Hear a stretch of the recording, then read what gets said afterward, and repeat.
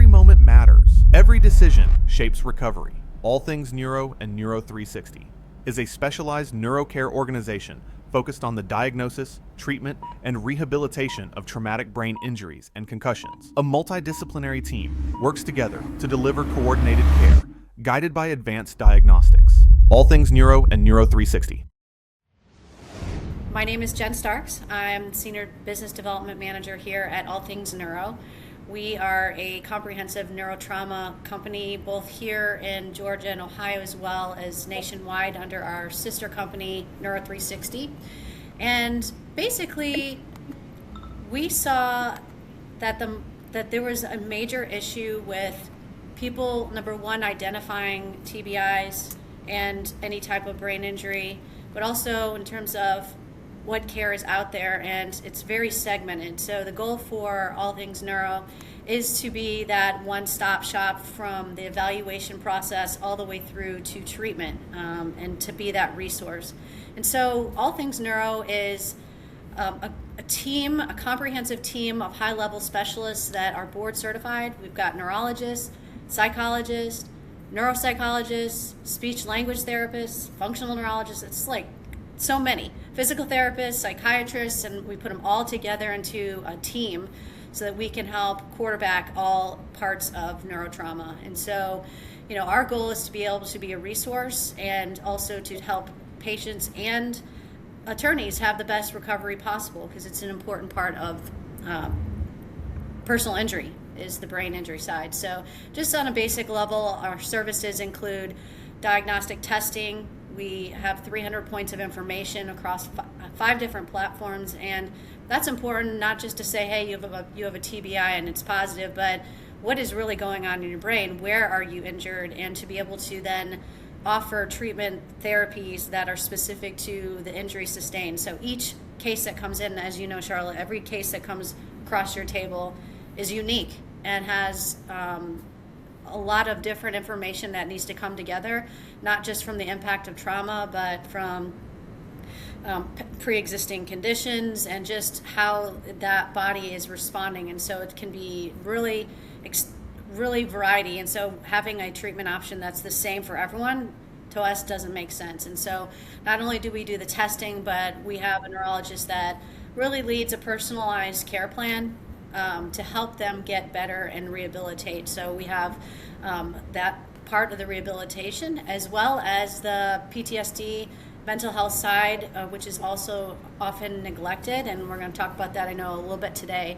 But that includes psychological assessments, cognitive therapy, psychotherapy, EMDR, which is a trauma-based therapy, and psychiatric medication management, which we don't typically do a lot of that, but it does come up from time to time. And then also partnering up with attorneys to have a post-care specialized services such as IMEs, impairment ratings, life care plans, gathering as much information about what's going on with this patient so that when attorneys are speaking with the insurance side, they really can say, hey, this is what is really happening here, and it's irrefutable because it's done with the highest level of credentials there, giving unbiased information. So this is my basic information. I'm going to bring this back after we're done, just so you have a way of following up with us. But I'm going to stop sharing that so that I can introduce Charlotte. And so Charlotte Sinclair is a nationally recognized expert in settlement strategy and the founder of Settlement Intelligence, where she helps attorneys maximize case value through data-driven insights and demand letter optimization. With a deep understanding of how insurance carriers evaluate claims, Charlotte specializes in translating complex medical evidence, particularly in traumatic brain injury and high-value cases, into clear, compelling demand packages that drive stronger settlement outcomes.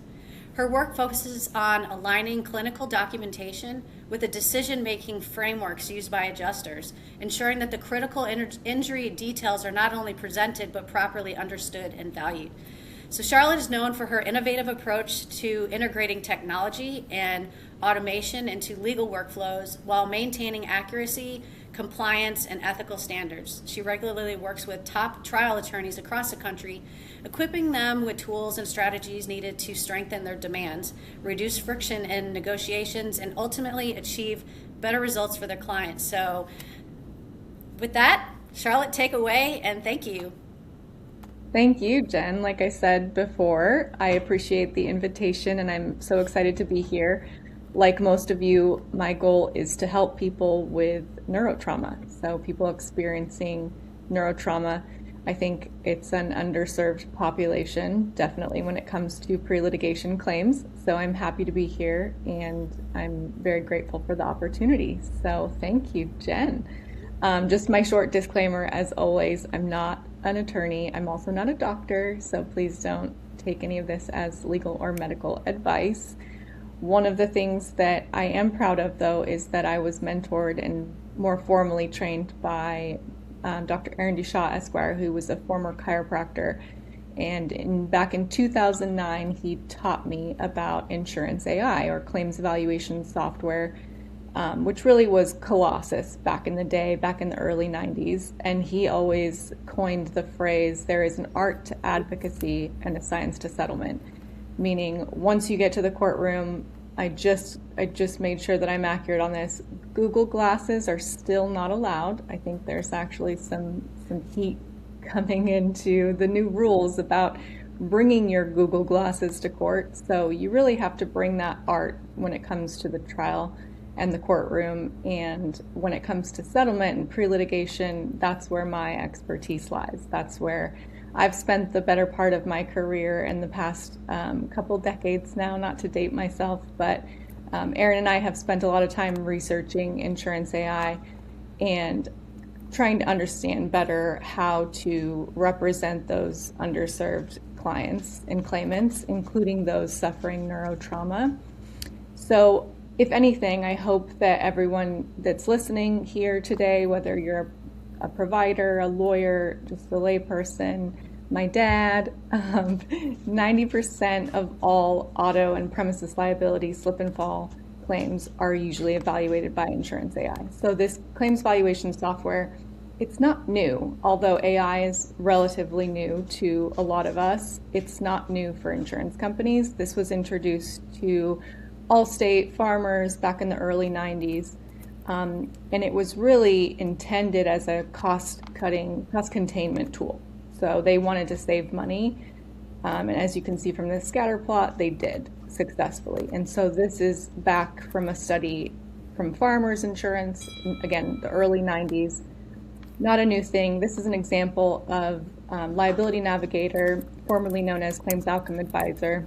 This is a report that's generated. So once they get that information from your medical records, from your claim, they're going to get an output similar to this. They're going to be asking for certain things, demonstrable injuries, and then it's going to give you a breakdown. It's going to give the adjuster a breakdown of the general damages and the settlement range that they've been authorized to give the lawyer. So that's what I'm here for. That's what I'm here to talk about, is the demand letter. That's, again, my expertise. It lies in helping the claimant really outline the injuries for the demand letter so that that personal injury lawyer can get the maximum settlement offer. I use this analogy a lot. We've been adopting it more recently because it makes the most sense to a lot of people.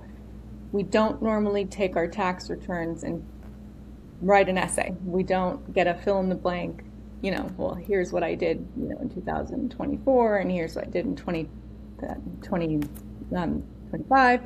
We don't use a narrative for these forms. It's very similar to how the adjuster gets to use that claims valuation software.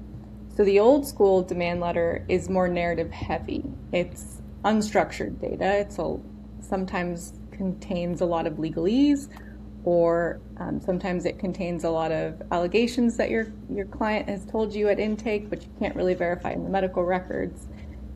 Those are the old school demand letters. The modern demand letters are more data driven. They're going to rely on those signals, those data points that are really necessary for the adjuster to enter into that claims evaluation software in order to get you that higher offer when it comes to settlement. So the outcome really depends on how you present your data. And so that's what my speeches are usually about, is how to make sure that you're getting all of that evidence that the physicians are hopefully presenting in the medical records, everything you've gathered from your case intake, everything that your support staff is collecting for trial really should go into the demand letter. So how do you score when it comes to demand letters? We're talking about Insurance AI scoring your demand letter. So how do you make sure that that demand letter is digested by the Insurance AI and actually valued? So there's 5 value drivers that are important to all 3 of the top claims valuation software. Those are injuries and treatment, whether there's impairment because of those injuries, the prognosis. So what's the status of that injury? Is there going to be future treatment? Is there permanent impairment? What's the status? Loss of enjoyment of life? Are they not able to do certain things that they used to love before the injury? And duties and redress. What are they doing? Tasks, activities of daily living that are causing them pain. Then there's, those diminishing claim components, which we'll talk a little bit about, but I really want to focus on how we get those injuries and how we collect the evidence from the medical records, especially for the neurotrauma cases that, again, I think are really underserved claimants. And how do we get all those data points and put them into the demand letter so that the adjuster can then enter that information into their software and get the lawyer a higher offer? Number 1, the injuries. Like Jen said, we had a nice seminar in October in Georgia, and Dr. Steve Barnett, who does some really awesome life care plans, he said this all the time in his lecture: if it's not in the records, it shouldn't be in the demand letter. Like I said earlier, your client can come in at intake and maybe tell you all these things that they're suffering. That very well may be true, but if they're not telling their doctors, if it's not getting in the medical records, it's not evidence, and it really doesn't have a place in the demand letter. When it comes to neurotrauma, we're usually looking for those F codes. So that's going to be the number 1 thing that I always kind of point out to lawyers is, if you don't have a code, if you don't have a diagnosis, if you have those symptoms, you're really lacking, and you need to find that evidence so that you can get the correct data points, put them in your demand letter, and get that value that you need from the Insurance AI. So how do we do that? Educate the adjusters. Referencing scientific journal articles is huge. I know Mr. Gary Martin Hayes is potentially on this call, and he's big about this, as is Dr. Connolly, who shares a lot of his articles and research and just his intelligence with us, which is huge. So I would say the most important thing you can do is find that authority, whether it's your experts, your treating physicians, but most importantly, the scientific research is super important. So the latest and greatest, like I said, Dr. Connolly is always great about sharing. We have events like this where we get some more scientific authority that's relevant, that makes sense to people, but more importantly, it needs to make sense to the adjuster. In all of the interviews that we've done in settlement intelligence, and just throughout my career and in my research working with Aaron D. Shaw, we've noticed that adjusters will tell us if there's too much narrative, if there's too much text, if it's too much legalese and lawyer allegations that can't be supported by medical evidence, they set it aside. One of the things they do appreciate is scientific research. If you can cite your sources and educate them on what a mild traumatic brain injury is, who defines neurotrauma, who defines a mild traumatic brain injury, what does that mean? That's important to adjusters, and really being able to do that in a short and sweet way, which I know is kind of a caveat for lawyers in most demand letters, but if you can condense that authority, again, cite your sources, only use direct quotes, that's going to be really important for establishing that narrative explanation of your claimant's injury. So, as many of the doctors who lecture for this wonderful organization can attest to, and the people who have taught me everything that I know as a paralegal, there are certain authoritative sources on what defines an injury, especially when it comes to traumatic brain injury. So this is actually the scientific definition. Well, that's different than how insurance AI and how claims valuation software might see those injuries. And so one of the things that Erin and I have been trying to bring to folks is that education and that knowledge on how do we find those tidbits of information in that data, in those chunks of records. And sometimes it's handwritten still, even with those EMR laws, we still find records that are handwritten and really hard to decipher. It's still the job of the claimant or the claimant's representative, the personal injury lawyer, to present that data, to present those facts that are in the medical records in a way that the insurance company can understand it in order for them to give that settlement range that's more acceptable. So again, unfortunately, what the World Health Organization defines traumatic brain injury as, it's not necessarily the same as how insurance AI is reading that data. So it's looking for specific signals, including codes, documented loss of consciousness, head strikes. If the ER records aren't noting anything, any cognitive symptoms or any symptoms of neurotrauma, that can be tricky too. I know that Jim Mathis, who's also an expert in claims valuation software and just insurance in general, has also spoken about how you have to kind of give it a certain amount of time in order for those symptoms to really present. So for insurance companies to rely solely on those ER records or imaging results, which are oftentimes negative, that's really dangerous, but it's just the reality of what's happening with insurance AI and claims evaluation software. So what's important is for that lawyer, the representative, to then make sure that the evidence is there. So pointing to those symptoms, pointing to the scientific journal articles, and citing the sources as far as what defines that injury and how the symptoms that are visible in that medical documentation correlate to the claims that you're making in the demand letter. So for instance, symptoms like confusion, dizziness, slowed cognition, if it doesn't accompany a diagnosis, if there is no F code, if there's no ICD code at all, if all you're seeing on the medical records are cervical strain and soft tissue diagnoses, then needless to say, the claims valuation software is going to default that injury to a soft tissue injury, including those that could very well be neurotrauma related. Head strikes, if you have them, put them in the records and put them in the demand letter, and we'll talk about that in a minute. But really, this is something that the insurance AI, that the claims valuation software is going to look for automatically in order to assign those severity points, is what Colossus used to call the additional points that you would gather when you collect those data points for an injury. But in the absence of a head strike or positive imaging, again, you're left with relying on that scientific research, citations, you're left with the symptoms that your client's experiencing, and the documentation in the medical records.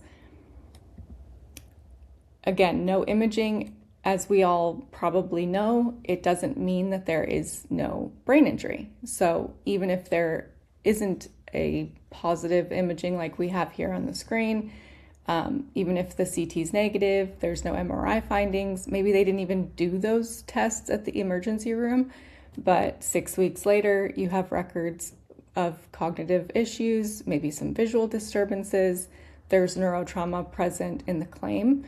It's really important, again, that you make sure you're collecting all the data points that are present in the medical records. Again, if you have the superficial injuries, great. If you have if you know you have imaging for CT or MRI or X-ray or whatever you have at the ER, request the DICOM files so that you can show those images of the demonstrable findings.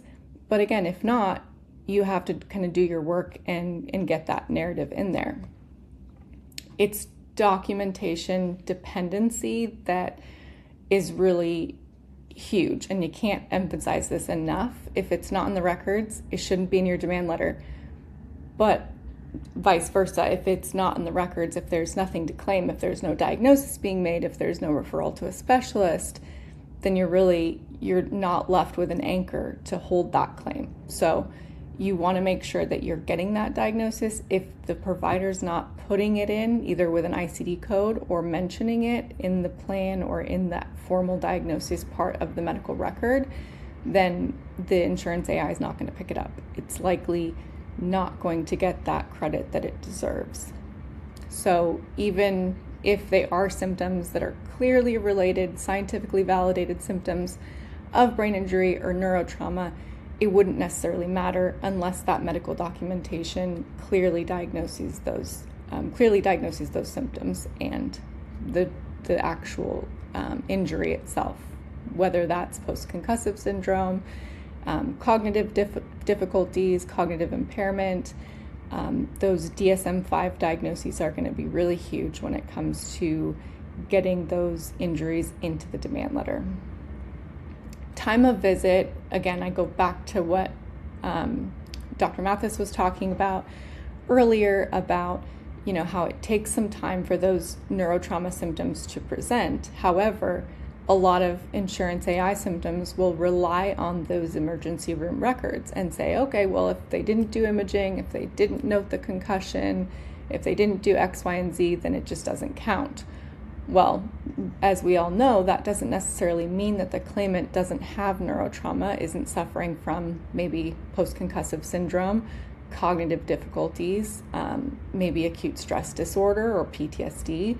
So it's really important that you don't just take the ER record and say, okay, well, if these three things aren't met, then we should stop looking. It's important to look at those follow-up visits, whether it's you or your support staff at a law firm.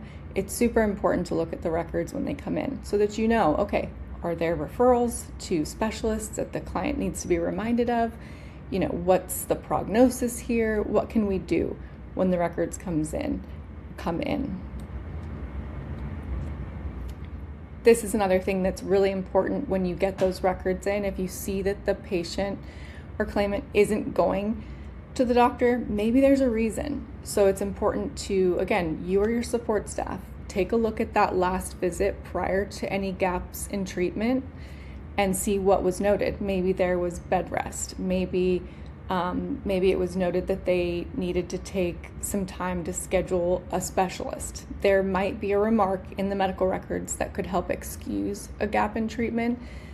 This snippet is from a liability navigator evaluation report. So it's not funny, it's very factual, but one of the things that caught my attention in Dr. Barnett's lecture last year at the event in Georgia was insurance companies know if you've had pancakes for breakfast, right? So they know these things about the lawyer, they know these things about your claim, and they're going to call them out in that report. And it's going to be very obvious the things that they are looking at. And one of them is going to be delays and gaps in treatments.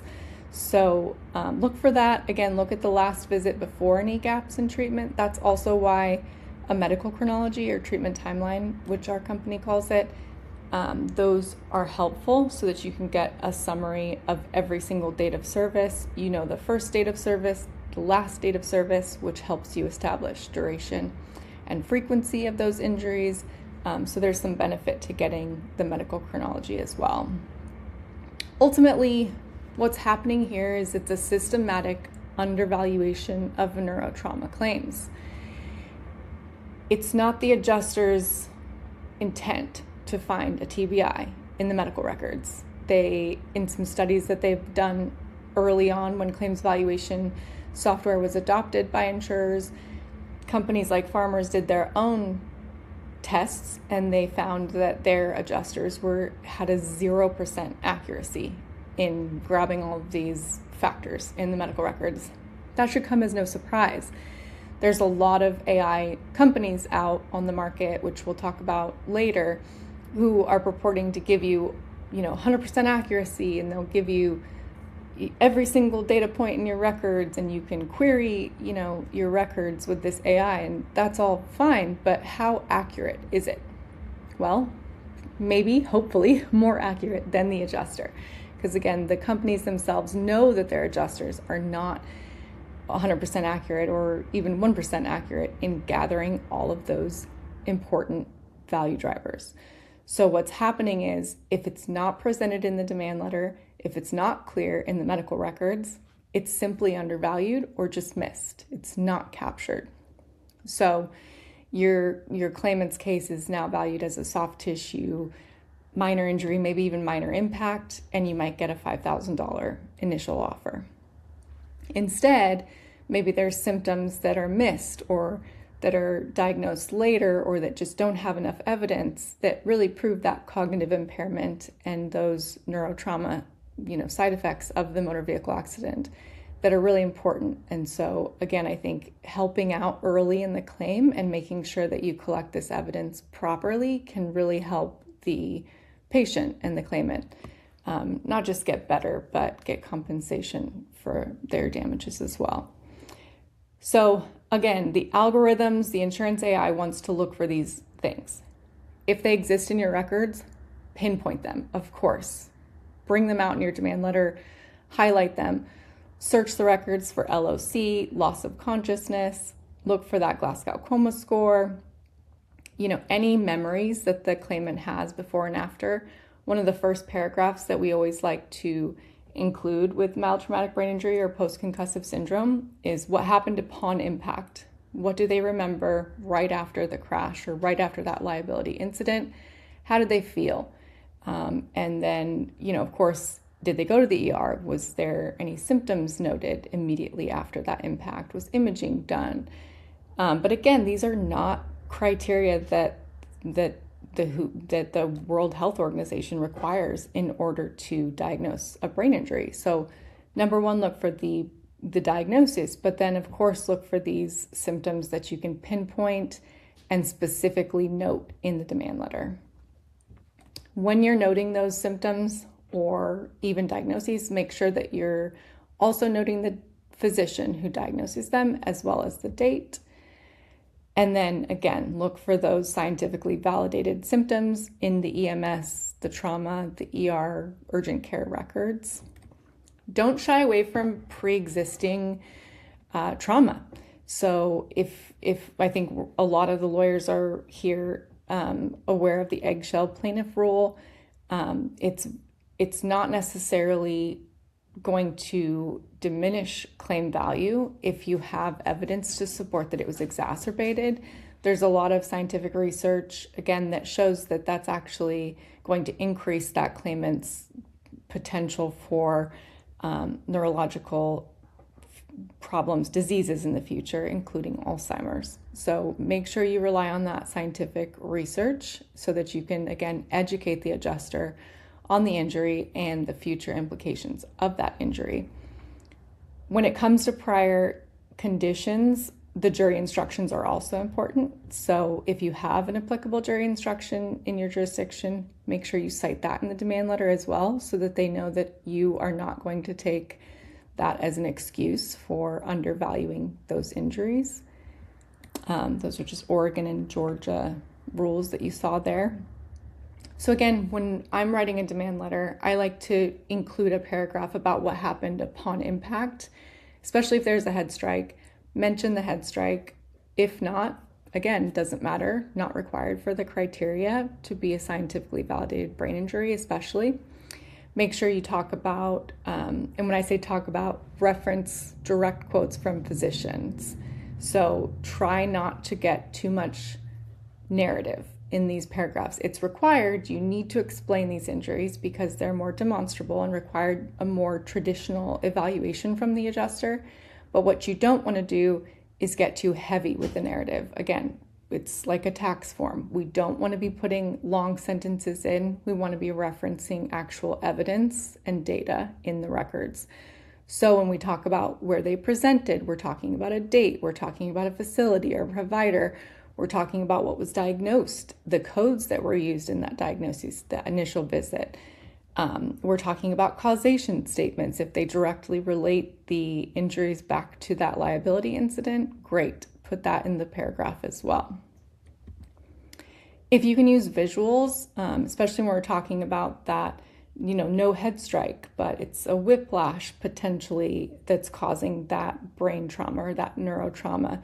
If you do have visuals that you can use, that's great. But again, accompany them with those codes. It's super important to make sure that those ICD codes are also visible so that the adjuster is not just educated, but they also have those data points that they can enter into their software.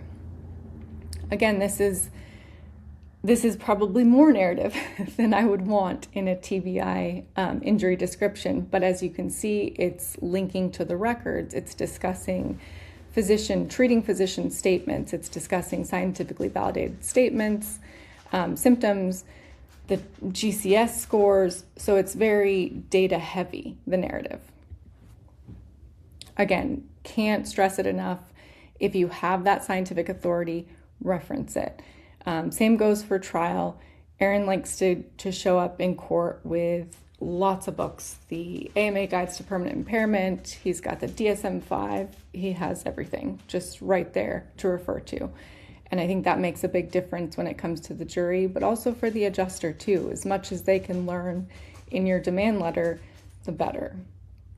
If you have any expert reports, again, even better, reference those as exhibits. Visual aids are super important, but don't use AI for your visual aids. Make sure that you use a degreed medical specialist, an illustrator preferably, or make sure that you get those visuals kind of approved by some sort of authority, because again, as most lawyers know, you're going to have to lay the foundation for those. Same goes for the demand letter. If you put a visual in that has anatomy that's a little bit wonky or clearly looks AI generated, you're likely going to lose respect from that insurance adjuster, and they may very well put that demand letter to the side and just go right to the medical records. So again, try and get as many visual aids, scientific authority, and show those injuries as much as you can. Like I said, ChatGPT, not a sub for degreed medical illustrators. I know Dr. Connolly's great at this, and there's a lot of other treating physicians who are really good about putting, their DICOM files and snippets of the records even in the actual patient's medical records so that you can just reuse those for the demand letter, which is great. I love animations. So, even this isn't a neurotrauma injury, but when we're talking about certain injuries and procedures, it can be really beneficial to show how those procedures work. So again, you're educating the adjuster. There's now a lot of tools that can help you implement these directly into your PDF demand letter. So those are super valuable. And just again, when it comes to those TBIs and the neurotrauma, it's really important to help the adjuster understand what your client's going through. And I'm a big believer that visual aids can help you do that. Again, make sure that they make sense and that they're defensible. Visual injuries are oftentimes really hard to present.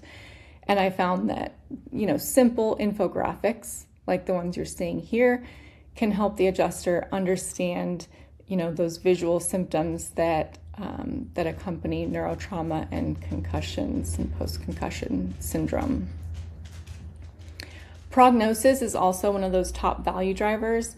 If you look at the very last date that the neurotrauma or that injury is being noted and you find out what's happening, so the doctor usually has a plan, or sometimes they'll just coin it as prognosis, which is very helpful.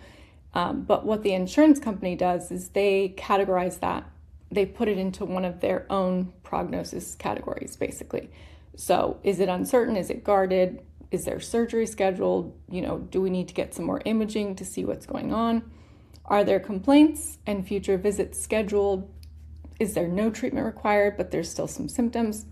These are different prognosis categories that are important to pinpoint and understand and make sure that you have them either in your medical chronology or just understand for your claimant what the prognosis is for each and every injury that you're claiming in the demand letter.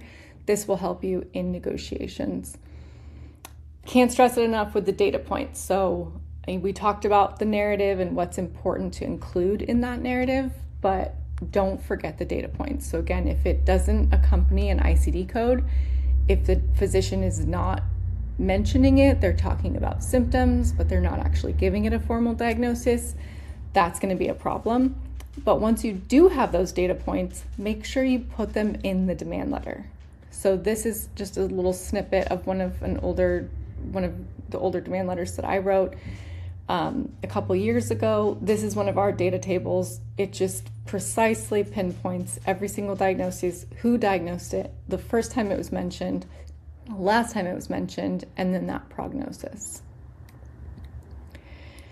Duties under duress and loss of enjoyment of life. So these are some, again, the top value drivers in claims evaluation software. There are rules, so the patient has to continue to perform that task.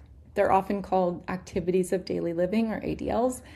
They have to continue to do it and then report the pain to their physicians. So I'm bad at this. You don't like to go into the doctor and talk about all of your aches and pains over the last week, but one of the things that I found is important as a personal injury lawyer and their support staff is to talk to those claimants and just say, hey, we can't, get you what you need. We can't help you unless you are telling your physicians what's happening. So unless they're following up with those specialist referrals, unless they're actually talking about these symptoms of duties under duress or loss of enjoyment of life, it's probably not getting in the records. One of the most common that I see with duties under duress, especially with neurotrauma and brain injuries, is the stove. No matter what your demographic, you're usually using the stove or some sort of appliance in the kitchen, and the stove being left on, because of your memory is one of the big ones. And so just that mention, that's going to prove a duties under duress claim for that claimant. It's important to get that in the demand. So these three things are super important. There's 4 different categories when it comes to duties under duress. These are tasks you're doing at work. Maybe you're doing them at home. That's domestic, inside your home. Household are going to be tasks outside your home, grocery shopping, driving, mowing the lawn. School, maybe your claimant's enrolled in higher education. Those are all categories of activities of daily life that are impacted by neurotrauma and oftentimes traumatic brain injuries as well. Loss of enjoyment of life is when they can no longer perform that activity. So they have to stop performing the activity. They just can't do it because they're physically unable to do it or because it hurts too much for them to perform that activity. So for instance, they still can't travel. Maybe they can't drive. They can't look over their shoulder. Whatever it may be, they've stopped performing that activity. And again, it needs to get in the records, meaning your claimant has to discuss it with their doctor, and then the lawyer has to make a specific claim for it. There's a couple more categories when it comes to losses. Of course, work, domestic, household, inside your home, outside your home, school, but they are also considering sports, especially if you're a professional athlete, as well as hobbies like reading. If you can't read anymore, that's loss of enjoyment of life.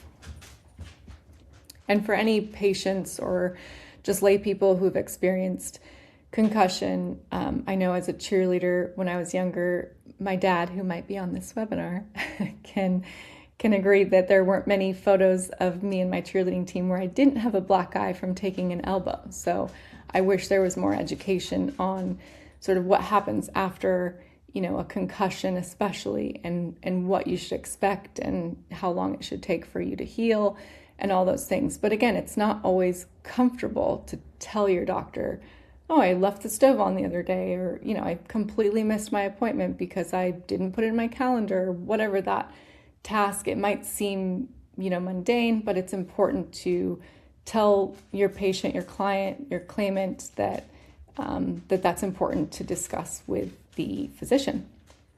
So permanent impairment, also a top value driver when it comes to claims valuation software. It's actually the second highest. So if there is permanency because of that injury, remember, number 1 value driver is the injury. If there is permanency, then that is a huge value driver. So make sure that you're getting that claimant to an expert who can perform that impairment rating using now the 6th edition AMA guides. If you do have Future economic damages, this is an example of Dr. Barnett's life care plans. Those are really important, and especially when it comes to concussion treatment and any future treatment that might be necessary, speech therapy, and sometimes even in-home care when it comes to people suffering these injuries. So again, rely on your experts, go after those expert reports. I know that it sometimes costs money. You all are doing a great service by representing these, again, underserved claimants with these injuries, but make sure that you're looking at their records, and if they have referrals to specialists, you're encouraging them to follow up so that you get those expert reports. Use AI responsibly. I think we've all seen the cautionary tales in the media, but I'm here to tell you, I'm as co-founder of an AI company, it's increasingly important that when you do implement tools like artificial intelligence in your practice, you know where they're coming from, you know who's training those large language models, you know that it's secure.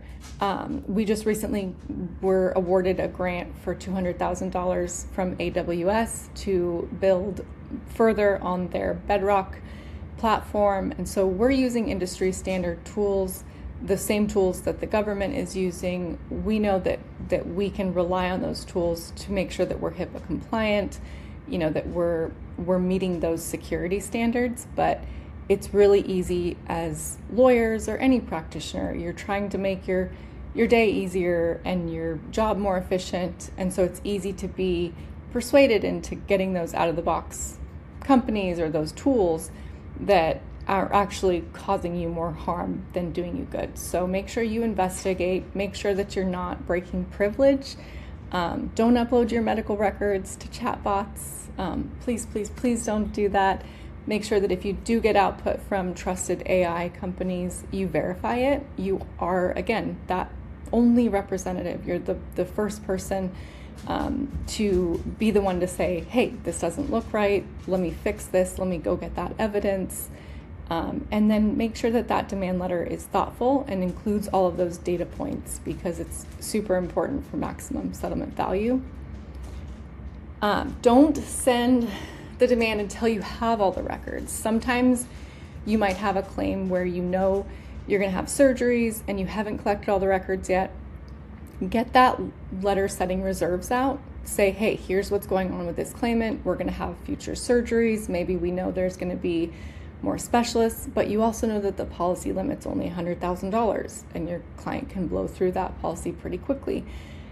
Get that demand letter out, but remember, that's your first impression. That's your first chance to show this case to the adjuster, and they're requiring very specific data points. So give it your best go. Make sure that it includes all of the records if you can, and all of the ICD codes, absolutely.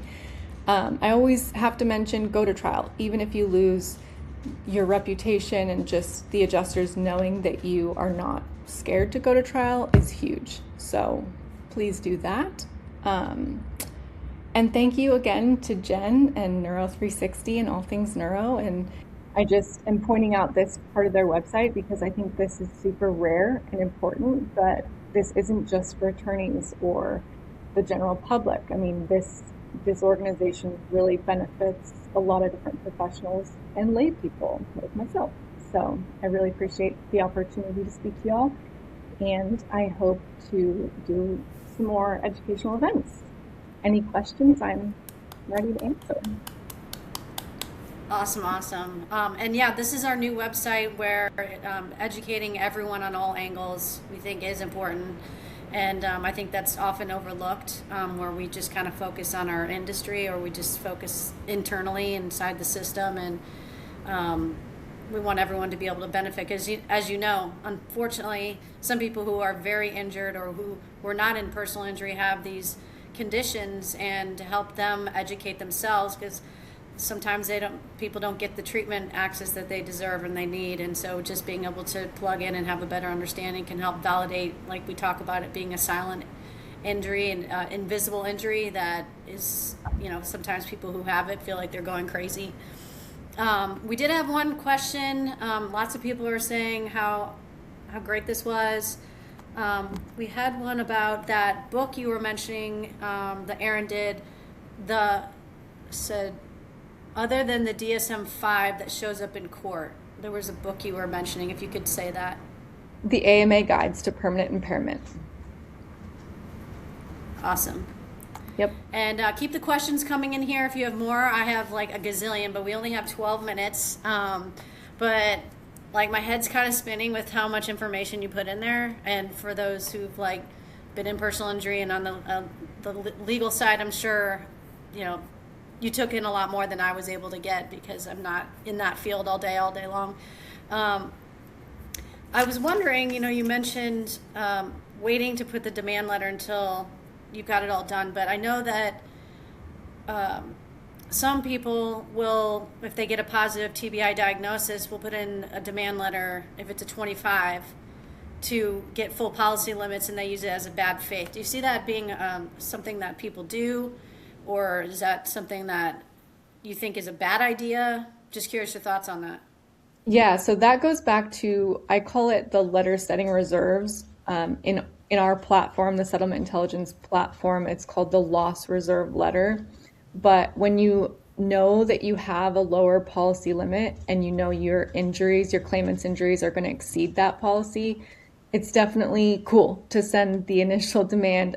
Call it a one pager. Nick Rowley has Trial Guides tells a book by Nick Rowley about running with the bulls. You know, he has a different demand format when it comes to those types of cases. So there is definitely a time and place for those one pagers or those pay me the money because I know it's there and I know my claimant's injuries are worth more than that.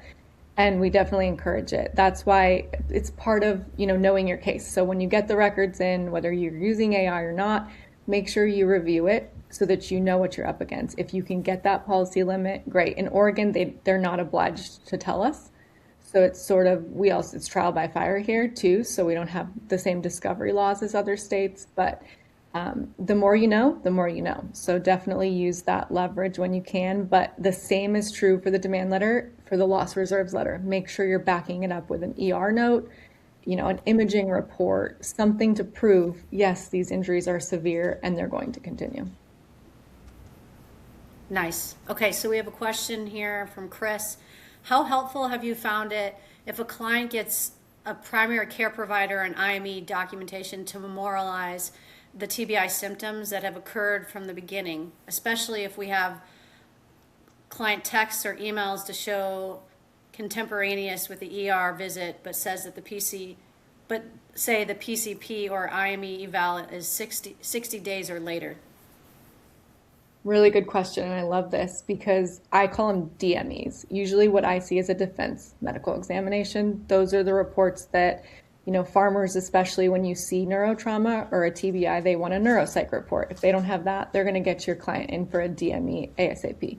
So I love the plaintiff's IME, the actual independent medical examination. If your expert testifies for both plaintiff and defense, even better.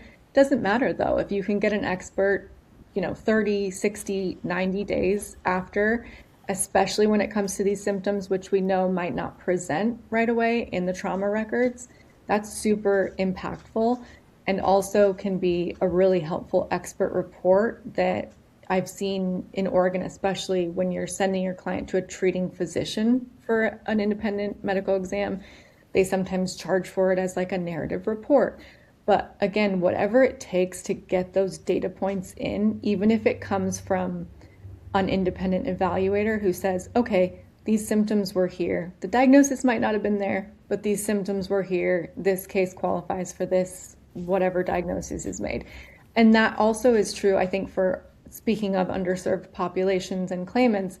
Like we have this town in Oregon that's very small. It would take driving an hour plus to find a specialist who's even capable of making those diagnoses. So once the lawyer is involved in the claim, they're like, hey, listen, we love St. Helens, you know, come up to Portland. There's a specialist who actually understands these brain injuries. Or, you know, here's an organization where you can do a virtual meeting and actually get with a provider or a specialist who understands your symptoms. So yes, I think that's super important for the claimant, for the patient, but also for the case and for documenting those data points. Nice. Now, What are you finding when it comes to, right from the beginning, you were talking about gaps at the beginning and how quickly they get in to be seen as being significant under 48 hours. Do you think it's more important that they get seen, even if it's through telehealth, within a short time period? Or like, what do you see right now and how insurance is looking at telehealth in terms of continuity of care and whether it's seen as credible as an in-person office, just since that seems to be trending? Yes, good question as well. I think bright side, COVID, thank you. There were some perks to that, and one of them being telehealth. So not only are adjusters accepting those types of visits more often, but you see it more commonly in records, right? Like you can get in with a telehealth provider much sooner, I know I can, than I can in person. And so again, whatever is, it's if the doctor is authorized to make that evaluation with that patient, especially if the health insurance is paying for it, it's an authorized visit. That counts. That's your documentation, that's your evidence, and that's absolutely what they should do, especially if they're having neurotrauma symptoms, if they have a concussion. And that's the beauty of where we're at today with technology is we can schedule those types of appointments rather than saying, hey, can I get a ride because I'm dizzy? We don't have to rely on those other tools. We can just get in front of a medical professional online. There is a caveat to that. I think there are still some doctors' offices who are on what's called the Special Investigations Unit. They're maybe owned by mass volume law firms, or they're owned by people who are trying to get more patients in the door. It looks a little bit more nefarious to insurance companies, and so they'll flag those providers. But when it comes to telehealth, especially if it's your general PCP or a specialist that you're getting referred to by someone who's treating you, that's definitely recognized, and it holds weight when it comes to insurance AI. It's more, how do we get that documentation? They want to discredit it at every chance they get, but if you get it in there, it's all fair. Nice. And so, I mean, you look at cases across the country, and each state has their own nuances and things that are trending, things that best practices. Each state kind of has their own unique flavor. But when you have these attorneys coming to you through settlement intelligence from all these different states, how often are you seeing the PTSD side being missed? And then when you're like, hey, you're really kind of missing this piece, you need to go back and kind of get some of this documenting based on what you're seeing through the platform, the changes in the case value when that gets included. Like, I know you can't be precise, but like, just because you see these all over the place. So I'm just curious from your perspective, if you could just answer on that. Yeah, absolutely. And I meant to include some slides in lost time, but PTSD, it's kind of an overlapping thing with the neurotrauma and the traumatic brain injury. One doesn't negate the other, right? They happen simultaneously a lot of the time. What doesn't happen is that diagnosis. So it's getting the physician or the claimant to the appropriate physician who can get those symptoms recorded, but also get a diagnosis that makes sense, whether it's acute stress disorder, which is sort of the preemptive PTSD. It's like the shorter term, I guess. And again, not a doctor. This is a very layman's term for acute stress disorder. But that's very much recognized and holds weight when it comes to insurance AI because that is a symptom recognized. It just has to be diagnosed. So again, it could be just one or two symptoms that are mentioned. Maybe it's the urgent care, the ER record, maybe it's the chiropractor that mentions these symptoms. It's all about who's putting that diagnosis, who's attaching those data points to the code that's required for that injury to hold more weight. When it comes to PTSD specifically, the DSM-5 criteria is crucial. So when you do get that diagnosis, which usually it comes from a PhD or a provider who is going to refer to the DSM-5 manual anyway, so that is kind of a given. But that's what's oftentimes missing from those acute stress disorder and the PTSD diagnoses is the physician recognizes the symptoms, they can connect the dots, and they mention it in the records, they just never provide the code, or they never refer the client to go and see that provider who specializes, who has the PhD, who can then refer to the DSM and get the client that code. So it's all about connecting the dots and the data points. Yeah, I mean, that's why we have the board certified highest level credentials through the whole case, because we know that that does matter. And those diagnoses can't just be done by a nurse practitioner or some counselor. With that said, though, and Dr. Connolly, can attest to this, chiropractors can do a permanent impairment rating. So there are, when I say specialist, it doesn't need to be a PhD. It doesn't necessarily need to be an MD or DO. You just need to get to someone who's certified, like Dr. Connolly, in, providing that permanent impairment evaluation, or someone who can actually make the diagnosis. It doesn't necessarily need to be a higher credential physician. It just needs to be someone who can put it in Certified. the records. Yes, Right. exactly. We all know that Dr. Connolly's not just a chiropractor. He has every single letter you could possibly add on the end of his name. He's an overachiever, but I could never call him just a chiropractor, indeed. Well, we only have one more minute, but I just want to say once again, I definitely want to have you come back because I didn't get the final answer, with the PTSD value driver. I mean, I know on our side when we see the results and what it brings to the table, but would you say, in your opinion, not putting a dollar stamp on it, but I mean, it exponentially improves the case value when there's proper diagnosis of PTSD, when it's not there and then when it shows up? Absolutely. That's one of those silent injuries. We talk about brain injuries being silent. PTSD, again, something that claimants are really sometimes hesitant to talk to their physicians about, and it makes sense, But when that happens, that does really attest to the functional impairment and what they're going through, punitive damages. I mean, it really brings in a lot more to your case once it's papered. And so getting those DSM-5 criteria, getting the formal diagnosis, and making sure that that's papered in your case can be huge, and also can help your client recover enough to treat them for those damages that are going to oftentimes last a lifetime.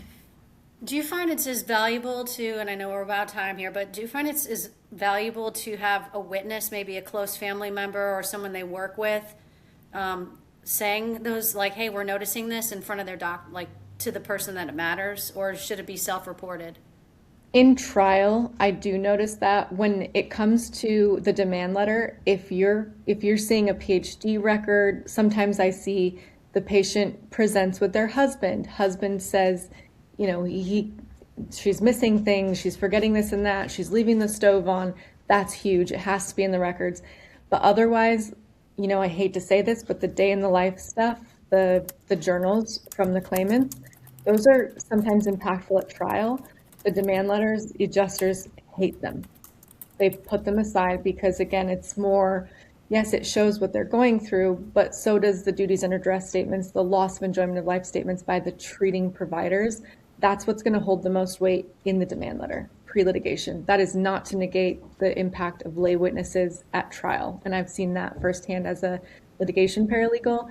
Having a parade of people who've known you pre and post injury is huge and can really help other lay people on the jury understand your injuries. But when it comes to the demand letter, stick to the facts, stick to the evidence and the data points. Follow for more tips and visit our website, neuro360care.com and allthingsneuro.com. Top attorneys, leading clinicians, real strategy, real outcomes. October 7th to 9th. Register now. This is not just another conference. It's the room attorneys need to be in.